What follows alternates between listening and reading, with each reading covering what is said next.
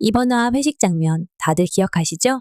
병원에서는 늘 냉정하고 단단한 모습이던 서정민 교수도 술 기운을 빌려 너무나 귀엽고 순수한 매력을 드러냈습니다. 사비와 함께 수술 이야기를 하면서 깔깔 웃고 손뼉을 딱딱 맞추던 모습은 정말 이 사람들도 그냥 순수한 사람들이구나 싶었죠.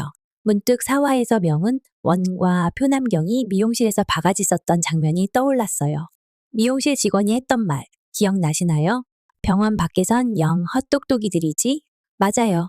병원 안에서는 누구보다 냉철하고 유능하지만 병원 밖 세상에서는 아직 서툰 갓 사회인 들이었어요.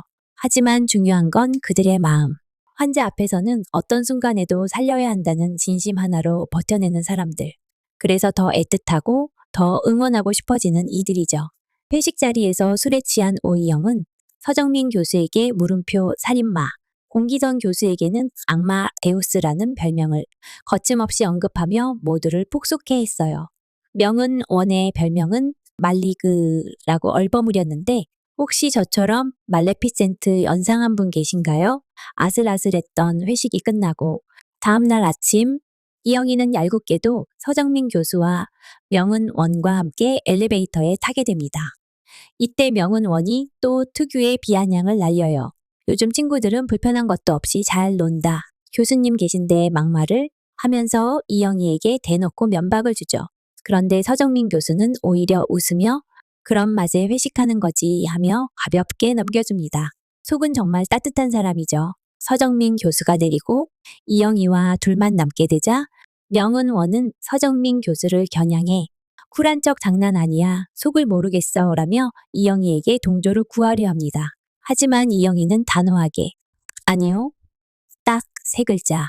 그 한마디로 명은 원의 기대를 단칼에 꺾어버립니다. 정말 이영희 사이다 터지는 순간 아니었나요? 종로율제병원에서 이영희가 명은원에게 가장 날카롭게 팩폭을 꽂아넣는 것 같아요. 너무 시원했어요. 여기서 잠깐 언젠가는 슬기로운 전공의 생활 속 명은 원이라는 캐릭터를 짚어볼게요. 명은 원의 겉모습은 완벽합니다. 환자에게는 친절하고 공손하고 교수들에게는 철저히 맞추고 동료들 앞에서는 실수 하나 없는 모범생. 하지만 그 이면은 다릅니다. 후배들에게는 깐깐하고 권위적이고 조금만 실수하면 환자 앞에서도 그대로 깎아내려 세면을 세워주지 않죠. 특히 이번 5화에서는 엄제일이 명은원에게 초음파 도움을 요청했을 때 똥똥거리며 환자 앞에서 면박을 주는 모습이 나왔죠. 물론 제일이도 주변 선배들 일일이 불러 확인하는 건 잘한 일이 아니지만 아직 새내기인 제일이에게 이렇게까지 할 필요 있었을까요?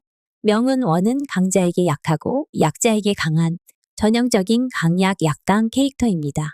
겉으로는 단정하고 능력 있어 보이지만 내면에는 야망, 불안, 인정 욕구가 복합적으로 얽혀 있는 듯합니다. 올해 특히 예민한 이유, 바로 교수 자리를 노리고 있기 때문이겠죠. 구도원과의 논문 작업에서도 대부분 일을 떠넘기고 심지어 제일 저자에서도 구도원 이름을 슬쩍 빼먹는 치밀함까지 보였습니다. 이런 캐릭터 현실에서도 있죠. 자신의 이익을 앞세워 주변을 피곤하게 하는 타입. 명은원이 얄밉지만 배우도 연기를 너무 얄밉게 잘해요. 그래서 더 몰입하게 되는 것 같아요. 솔직히 회차 거듭할수록 시원한 한방. 꼭 부탁하고 싶지 않나요? 5화의 진짜 하이라이트는 역시 오희영의 진심 어린 고백 장면이었습니다.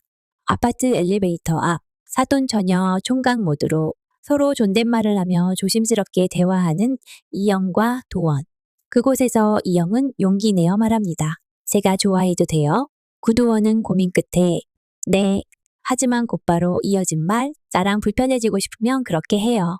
철벽 같지만 왠지 모르게 슬픈 한마디. 조심스럽지만 분명히 둘 사이의 감정선은 천천히 조금씩 깊어지고 있습니다.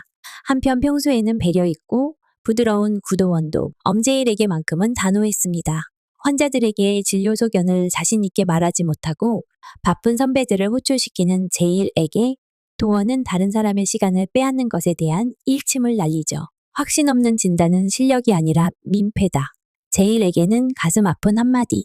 아직 새내기라는 명목하에 늘 배운다는 학생 입장으로 제일이는 이제껏 레지던트 생활을 했던 것 아닐까 해요. 그런데 시기적절한 도원 선배로서의 진짜 따끔한 충고. 순간 제일은 만감이 교차하며 뼈아픈 성장통을 겪었고 누구나 처음 사회 첫 발을 내딛는 과정에서 경험했던 시행착오 맞죠?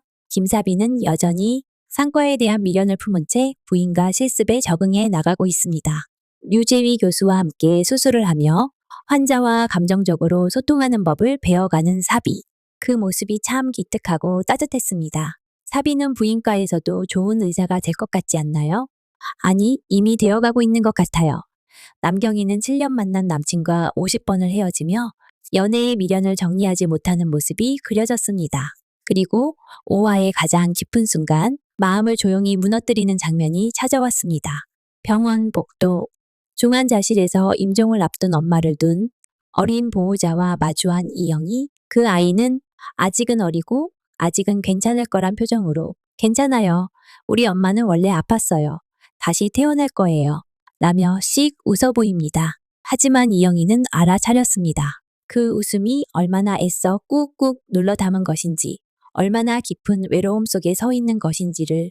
그리고 이영이는 말합니다. 슬픈데 웃지 말고 하고 싶은 거 다 해. 짧지만 진심을 꾹꾹 눌러 담은 위로.